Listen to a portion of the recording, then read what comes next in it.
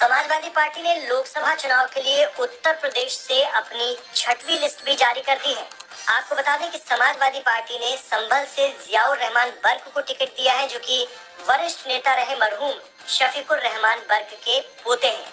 शफीकुर रहमान बर्क का हाल ही के दिनों में निधन हो गया था। समाजवादी पार्टी ने उन्हें ही पहले टिकट दिया था, लेकिन उनके निधन के बाद अब उनके पोते जियाउर रहमान बर्क को टिकट दिया गया है। बागपत से समाजवादी पार्टी ने मनोज चौधरी को मैदान में उतारा है। वहीं गौतम बुद्ध नगर से राहुल अवाना को टिकट दिया गया है। आपको बता दें कि पहले गौतम बुद्ध नगर से डॉक्टर महेंद्र नागर को सपा ने टिकट दिया था, लेकिन लगातार प्रत्याशी को बदलने की आवाजें उठ रही थी। इसके बाद टिकट बदला गया है और अब राहुल अवाना को मौका दिया गया है। इसी तरह पीलीभीत से भगवत शरण गंगवार को समाजवादी पार्टी ने मैदान में उतारा है। उनको टिकट मिलने के बाद अब ये कयास भी खत्म हो गए हैं कि यहाँ से समाजवादी पार्टी के टिकट पर वरुण गांधी मैदान में उतर सकते हैं। अब देखना होगा कि अगर वरुण गांधी को बीजेपी से टिकट नहीं मिलता है तो वो क्या पीलीभीत से निर्दलीय चुनाव लड़ते हैं। फिलहाल भगवत शरण गंगवार समाजवादी पार्टी के अधिकृत उम्मीदवार हैं। इसी तरह घोसी लोकसभा सीट से राजीव राय को मौका दिया गया है।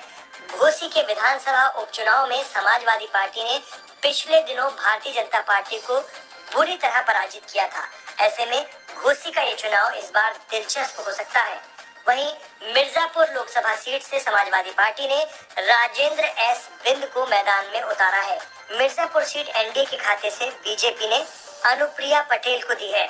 यहाँ से अनुप्रिया पटेल अपना दल के उम्मीदवार के रूप में मैदान में होंगी। बीजेपी यहाँ से चुनाव नहीं लड़ेगी।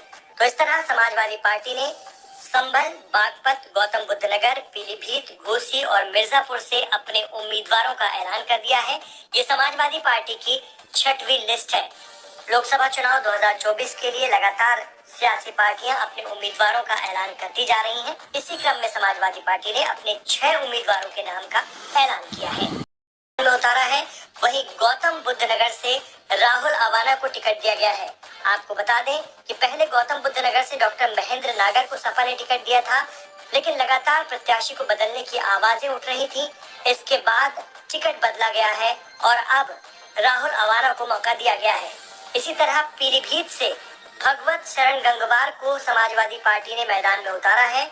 उनको टिकट मिलने के बाद अब ये कयास भी खत्म हो गए हैं कि यहाँ से समाजवादी पार्टी के टिकट पर वरुण गांधी मैदान में उतर सकते हैं। अब देखना होगा कि अगर वरुण गांधी को बीजेपी से टिकट नहीं मिलता है तो वो क्या पीलीभीत से निर्दलीय चुनाव लड़ते हैं। फिलहाल भगवत शरण गंगवार समाजवादी पार्टी के अधिकृत उम्मीदवार हैं। इसी तरह घोसी लोकसभा सीट से राजीव राय को मौका दिया गया है। घोसी के विधानसभा उपचुनाव में समाजवादी पार्टी ने पिछले दिनों भारतीय जनता पार्टी को बुरी तरह पराजित किया था। ऐसे में घोसी का ये चुनाव इस बार दिलचस्प हो सकता है। वहीं मिर्जापुर लोकसभा सीट से समाजवादी पार्टी ने राजेंद्र एस बिंद को मैदान में उतारा है। मिर्जापुर सीट एनडीए के खाते से बीजेपी ने अनुप्रिया पटेल को दी है। यहाँ से अनुप्रिया पटेल अपना दल के उम्मीदवार के रूप में मैदान में होंगी। बीजेपी यहाँ से चुनाव नहीं लड़ेगी।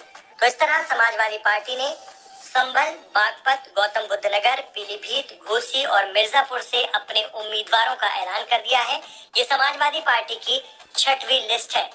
लोकसभा चुनाव 2024 के लिए लगातार सियासी पार्टियां अपने उम्मीदवारों का ऐलान करती जा रही हैं। इसी क्रम में समाजवादी पार्टी ने अपने 6 उम्मीदवारों के नाम का ऐलान किया है।